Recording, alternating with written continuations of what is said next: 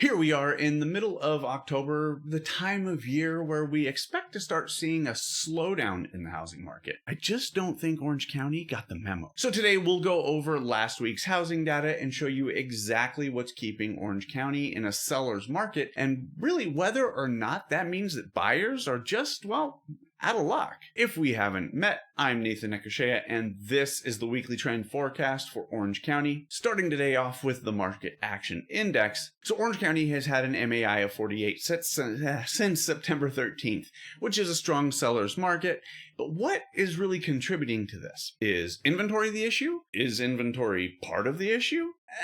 Right now, Orange County has the highest level of inventory since November 4th of 2022. So we've been slowly adding inventory since April 12th of 2024, but since the last week and a half-ish of September, we've been seeing overall inventory on the decline week after week. That timeline just happens to correlate with the FOMC's 50 basis point rate cut on September 18th, but are we really to infer that the cut has been a factor? Of course! It's at least as relevant as the correlation between Google searches for why 11 isn't pronounced 1T1 and the amount of kerosene used in Romania between 2004 and 2021. And now on to the percentage of price decreases. Well, last week we saw a minuscule bump of about 0.75% to move the percentage of homes with price decreases in Orange County from about 32.8%, which was rounded to 33%, to what we're seeing now,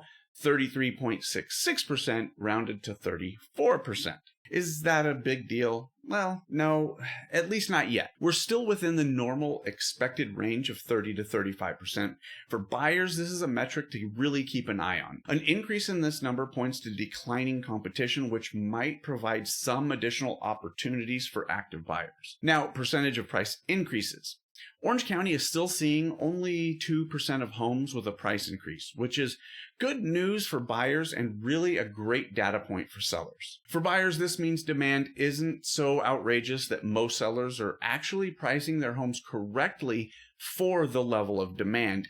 And it's a sign that investors aren't flooding the market, fixing and flipping homes, driving up prices. For sellers, this is a sign that demand is there if you don't overshoot the moon with your asking price. With such a low but normal percentage of sellers increasing prices, homes that are overpriced will stick out like a sore thumb, and they're going to be punished with extended days on market, price reductions, or probably both. Relisted percentages, well, we haven't seen much movement in the number of homes relisted in Orange County. We've been hovering around the normal 9 to 10% since the end of August. This is a great sign for sellers because it points to the strength of buyers and strength in demand. The strength in buyers is evidenced by there not being a big jump in the number of transactions falling through. The strength of demand is evidenced by there not really being a big jump in the number of expired or canceled listings either. A big jump in the percentage of relisted homes could be a sign of a shifting market. Now, we're going to turn back to inventory and my favorite,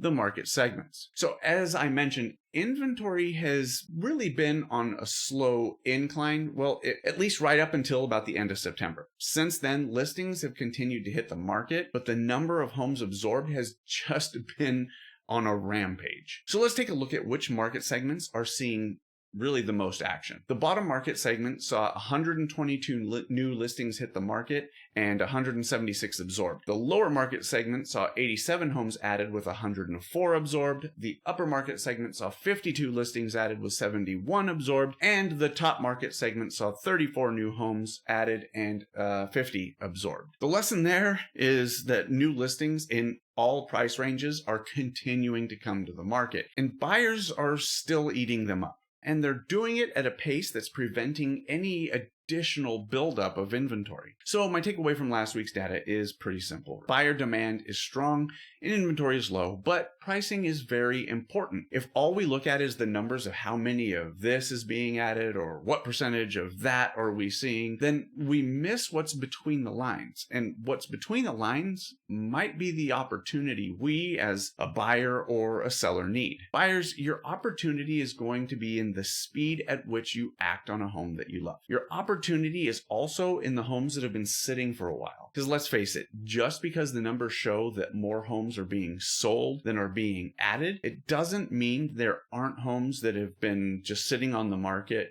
way too long with their hand in the air saying, pick me, pick me. So give them a second look. And I think you might find that the door to opportunity is at least slightly ajar. Sellers, price your home correctly. That doesn't mean price it like it's a fire sale. It means choose a price you want that will still get people in the door, and that's really justified based on recent, relevant, and local comps. And market the home. The MLS and photos are standard. Get short-form video pumping out weekly, show the home's features, the neighborhood, get the word out, and capture that buyer attention. The person who sees a short video might not be looking for a home, but they might share it with someone who is. Sure, Orange County is a seller's market, but every listing still needs maximum effort. Let me know in the comments if there's a city you want more information on. Every city in Orange County obviously has its own dynamics, and you should really understand the data specific to the areas that interest you. Don't forget to like and subscribe, but more importantly, share this with someone who might find value in it. Thanks for watching.